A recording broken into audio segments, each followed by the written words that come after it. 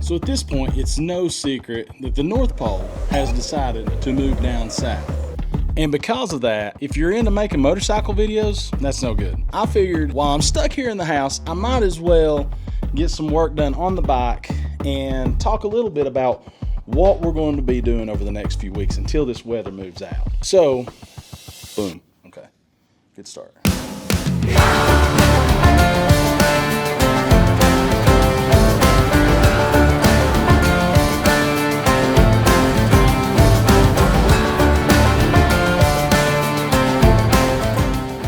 So today I'm going to be adding the Alt-Rider dual control brake system to the GS.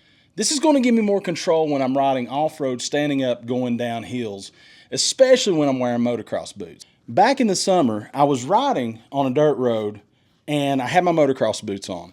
As I started downhill, I realized really quickly that I was having issues getting my right foot to the back brake pedal. Because of this, I realized I needed to make some adjustments to the bike, and that's where the Alt-Rider brake control system comes into play.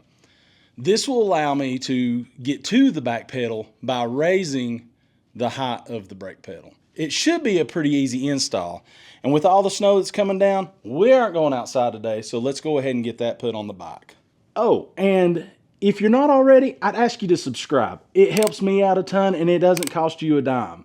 It's totally free. Just go down below, click subscribe, turn on all notifications. That way when I'm posting videos, you'll be the first to know. It should be a pretty straightforward install. We've only got these two plates that go around the brake pedal and then the riser itself that mounts on top.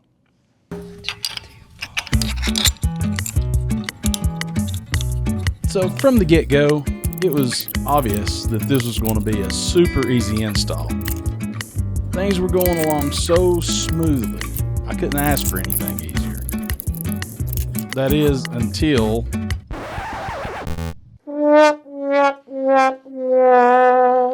So I didn't realize it at first, but these two bolts closest to the bike, they don't go there. That's where the riser goes. So I had to remove them. Okay, so after catching my mistake and realizing this guy has to go on, not all four bolts into the full pedal platform thing, let's go ahead and get this installed. Alt-Rider also includes these little spikes, cleats, whatever you want to call them, to give you extra traction with your boots whenever you're pressing down on the pedal. So I decided to go ahead and get those installed on the riser and the brake pedal itself first. Once that was done, the only thing left to do was to mount the riser onto the brake pedal. The only problem with that, and it's not a big problem, but the riser is so close to the motorcycle frame itself, you don't have a lot of room to work with your Allen wrench. So I found that pressing the brake pedal down gives you a little extra room so that you can get it tightened up a little bit easier. It's still tight, but with a little patience, you'll eventually get it tightened up.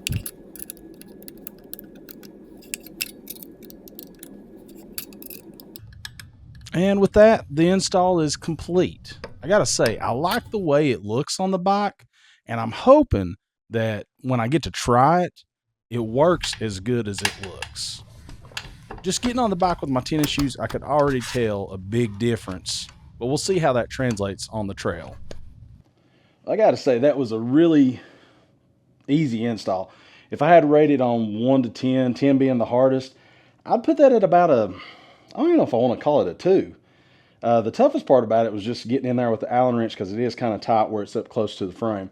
But other than that, super easy install, and I can't wait to use it when the weather warms up. Speaking of cold weather, what's the videos going to look like for the next few weeks? Well, what I'm going to do is we'll be doing a lot of stuff in the side-by-side, and those videos we'll actually be shooting them this weekend, getting this thing out in the snow. But the main thing I'm doing with it is, while it's too cold to ride the motorcycle, I'm going to use the side-by-side to go scout some new rides that I want to do this spring and this summer that are they're mainly off-road stuff, or they're all off-road stuff. And I don't really know what I would be getting into with if I just rode into it with the motorcycle. So I figured this would be a good opportunity to see the trails, go in something that I know that will make it